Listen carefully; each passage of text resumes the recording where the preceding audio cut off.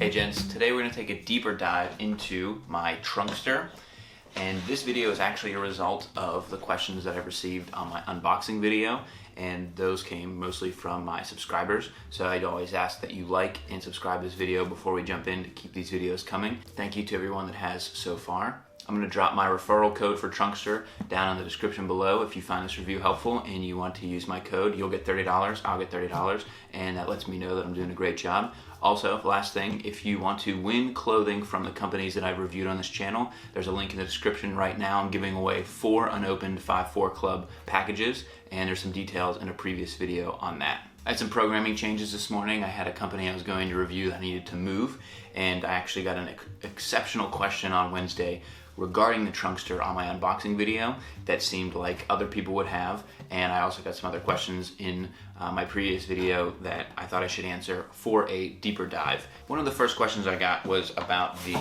kind of sturdiness of the sides and of this trunk overall. Now when you open this, you can see that there's steel reinforced bars on this inside, and the sides here, I mean, if you push on these aren't going anywhere. These are very sturdy.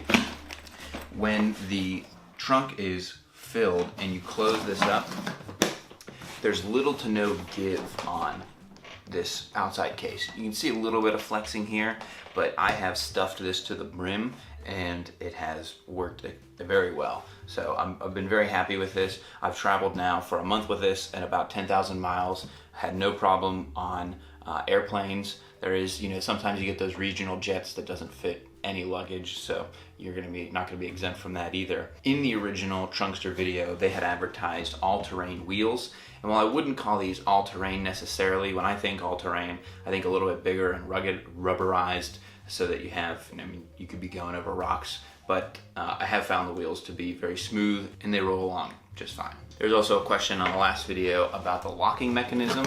When you close this front door here, there's a switch that puts this into a locked position, and then you can pull this up as well in order to put a lock into here and essentially lock the whole thing shut. This slides well, has a very good feel to it. This trunk overall is exceptionally well built and nice and sturdy on that mechanism there. Biggest question I had, and this is kind of the impetus for the video, is about this USB charger right here. When you open the trunk up, you don't see much in here. And that's actually because there's a pouch right here. It's a little bit tough to see. This is like a neoprene, it's kind of soft and padded area where you unzip. And this is where you would have your battery pack. Now, there's also another slot right here that's identical to this. I believe this is where the GPS module would be installed. My question, somebody asked on my previous video about the GPS module. Looking back at my Kickstarter history, I didn't pay the extra for the GPS module, so I can't talk about how cool it is or if it works or anything else. I'm gonna look into getting that as an add-on later, or see if I can get another one shipped to me so I can check it out and do a video for you. The USB ports on the top here are powered by, there's a USB cable that plugs in right here. So this battery pack is user replaceable. So if you're planning to have this suitcase for a long time and you want to replace the battery, you can. So this is the battery pack here, it says Trunkster on it.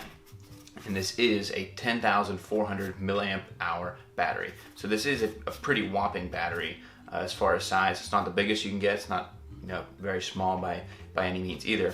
But you plug it into this USB here in order to power these USB ports. There's a micro USB cable in order to charge this, and there's an LED indicator so that you can see how full the battery is. This actually has an aluminum Apple-esque kind of curved rounded edges on the pack, and so this is a very solid battery pack, even if you just pull this out and use this in other contexts.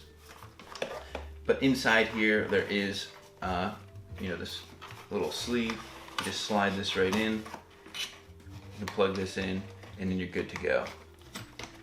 I don't have experience using this in kind of an extended capacity. I have charged my phone with it 2 full times within this one battery, and I've had about a half of a charge, I'd say, a little over half of a charge left in the battery. So I have not stress tested the battery. I haven't noticed that it charges any faster or slower than just plugging it into the wall, so it is a solid battery pack. you could replace this pretty easily with any larger battery. It wouldn't necessarily fit into this even smaller kind of section for it in here, but overall you're working with this bigger sleeve within the trunk. There is no branding on this, just says produced by Trunkster, and you don't need to plug this battery in while it is in the suitcase. You can pull this out, charge it in a hotel, and throw it back in before you leave. And the last question about it was the thickness. This is about 3 inches wide, 3.5 inches tall, and about 3/4 of an inch thick. So it's a very good size battery. I actually have a bigger one than this that's only 5,000 milliamp hours. So you're getting a pretty solid battery case with this carry-on. I did also get a question, there are no compartments within this, but I don't know many carry-ons from the higher end brands that have compartments in them. I'm sure you can get them, but I have a Tumi carry-on that doesn't have them. I don't find that it's a problem for a road warrior necessarily to organize and pack this thing. Just to give you an idea, I have a size 14 running shoe here that I typically take with me, and I have plenty of room once I kind of put these right in here. They fit right across wide, and I'll just kind of throw some other things in here. So you can fit a fair amount in here. It is, it is about the largest a carry-on can be based on airline regulations. And there was also a question on the previous one about weight.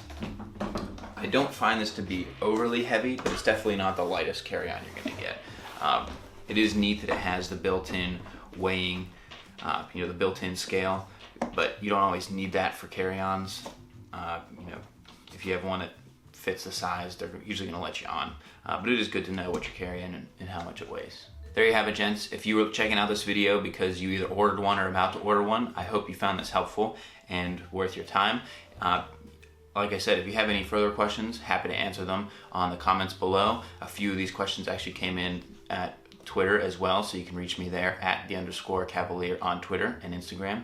I'm going to keep traveling with this and put it through its paces. I'll let you know in a few months if there's anything big that comes out of this. I'm also going to kind of swap between some of my other carry-on gear so that I can make sure that I'm not just using this and I'm getting kind of a real-world comparison. I have been stopped in 2 airports from older business gentlemen asking me where this is from, how it works and everything. So there's a lot of interest in this, and it looks really cool, built very sturdily, and I'm excited to keep using it. I do this video and I do all my videos for you guys, so thank you for liking and subscribing and keep these videos coming. You stay classy, gents. Until next time, this is the Cavalier.